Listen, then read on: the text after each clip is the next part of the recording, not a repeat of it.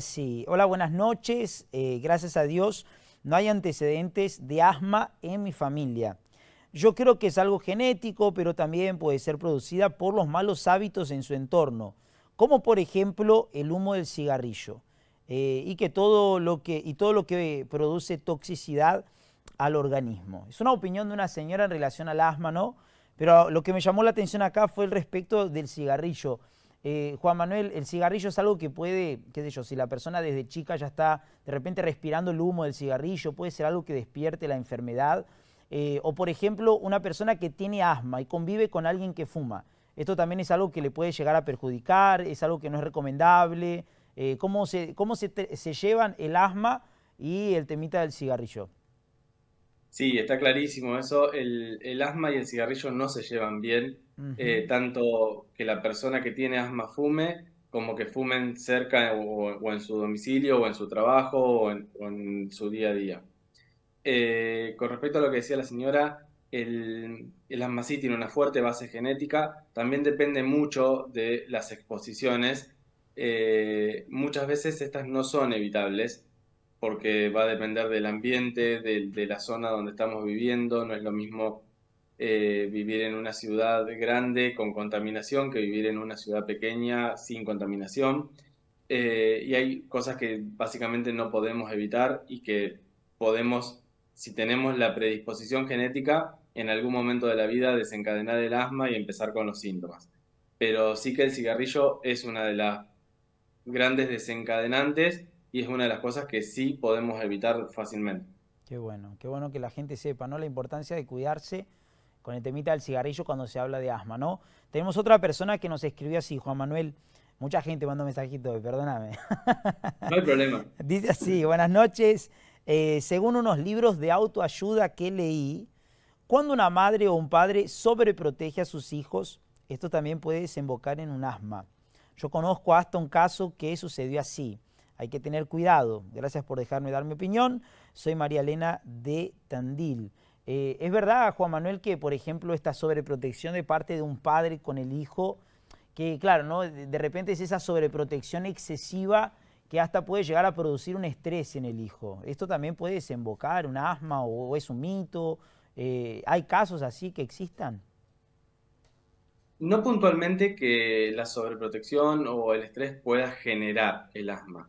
Sí, está claro que como es una enfermedad muy relacionada con las exposiciones, el hecho de la presencia o ausencia de estas exposiciones va a empeorar los síntomas. También es cierto que la persona con asma necesita seguir una vida normal, es decir, hacer actividad física, salir, relacionarse y demás, y esto la va a ayudar mucho a poder controlar los síntomas. Una persona con asma que hace actividad física probablemente tenga mucho menos síntomas que quien no lo hace. Y también es cierto que no por quedarse uno en la casa o cuidarse demasiado, no hacer ningún tipo de actividad, vamos a evitar que aparezcan los síntomas, porque las exposiciones pueden estar afuera como pueden estar en nuestro propio domicilio. Eh, y por último, lo que quería decir es, con respecto al estrés, que también me preguntabas, lo mismo que dije anteriormente, el estrés no es un desencadenante puntual del asma, pero sí en un contexto adecuado, es decir, si tenemos una exposición a algo que nos va a desencadenar el asma, el estrés puede empeorar bastante los síntomas en ese momento. Ujú, muy importante, Juan Manuel. De repente, ¿hay algún consejo, algo que vos le quieras decir a esta persona que está viendo el programa en relación al cuidado que uno tiene que tener para buscar, de repente, cuidar más la salud? Si la persona ya sufre de asma, algo que ella pueda hacer para evitar que esto empeore, ¿no? Porque como vos comentabas, es una enfermedad que es crónica, generalmente quien la padece va a convivir con esta enfermedad durante un gran periodo de tiempo. Que la persona se cuide, que la persona vaya al médico. Por ejemplo, ¿en qué caso la persona puede llegar a sospechar que tiene asma? Porque a veces uno tiene una simple alergia y uno piensa, ah, no pasa nada, no pasa nada, pero puede llegar realmente a ser un caso de asma. ¿En qué caso ella tiene que acudir a un profesional y qué tipo de profesional la persona tiene que buscar? Bien, primero, con respecto a lo que me decías al principio, una de las principales cosas que le podemos recomendar a las personas que tienen asma es no dejar el tratamiento. La idea justamente del tratamiento de base es que la persona no tenga síntomas, que pueda llegar a hacer una vida completamente normal. Entonces, en ese momento donde uno está sin síntomas, quizás hace un largo periodo de tiempo, da una falsa sensación de cura y uno tiende a dejar las medicaciones crónicas y esto puede desencadenar una crisis mucho peor. Eh, Después, también además, y va de la mano con lo anterior, hacer actividad física. La intensidad va a estar regulada o va a estar, se puede charlar y hablarla con el médico de cabecera, pero como les decía anteriormente, el asma, la indicación de actividad física en todas las personas con asma es algo aconsejable. Ujú. Y por último, con lo que me decías, a ver, ¿en qué síntomas o en qué momento consultar al médico? La verdad que como vimos o como veníamos charlando, son síntomas por ahí menores al principio, un poco de tos, algún silbido en el pecho, que esto puede aparecer en un cuadro viral o en una persona con asma.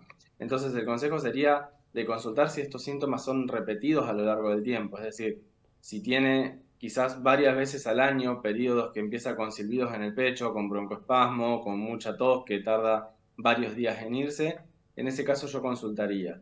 Ni hablar si en la familia hay algún antecedente de asma o si la persona de chiquito sabe o los padres le han dicho que ha tenido cuadros de broncoespasmo o si ya tiene alguna otra reacción alérgica o algún otro antecedente alérgico, en esos casos yo consultaría.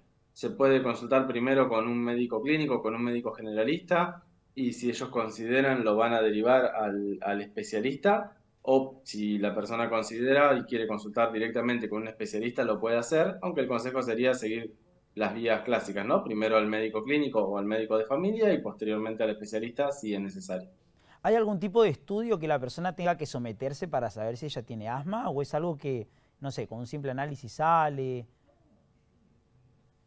Sí, hay veces que es difícil diagnosticarla por un estudio, porque Ujú. como veníamos hablando que es una enfermedad variable a lo largo del tiempo, lo que uno busca en una persona con asma justamente es que sus estudios sean normales. El estudio básico que hacemos para identificar el asma es la espirometría.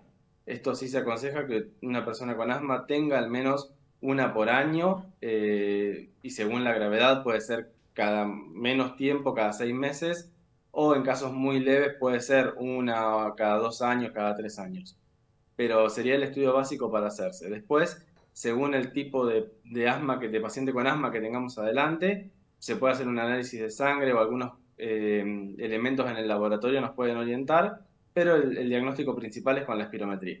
Qué bueno, perfecto. Así la persona ya sabe más o menos lo que ella va a tener que hacerse, el tipo de profesional que va a tener que buscar, en caso de que esté sospechando que en ella o en algún familiar suyo tenga este temita del asma. Y una preguntita más, Juan Manuel, para terminar con vos.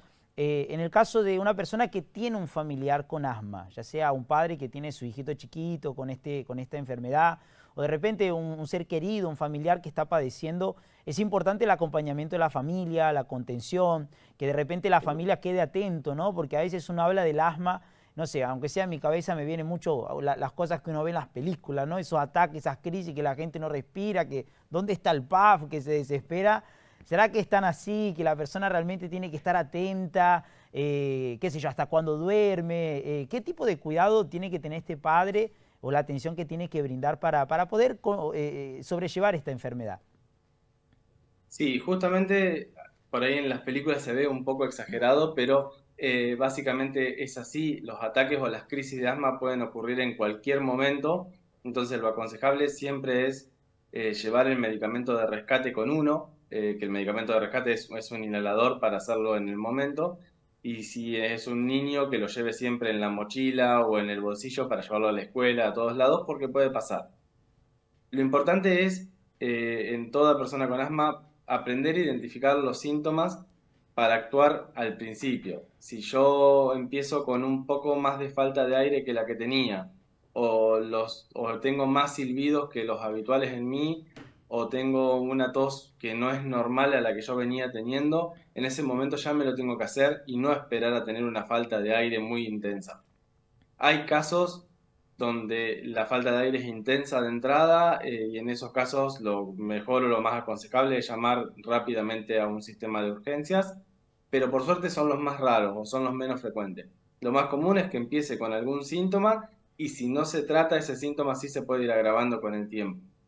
Ujú, muy importante, Juan Manuel, para que esta persona sepa cómo cuidar al familiar y también cómo cuidarse ella misma. Bueno, de mi parte te mando un abrazo grande, muchísimas gracias por tu participación en el programa y con seguridad todo lo que, la información que brindaste, los consejos que diste, está ayudando a esta persona que está viendo el programa, así que de mi parte te mando un abrazo y te paso acá de vuelta con mi compañero Ezequiel.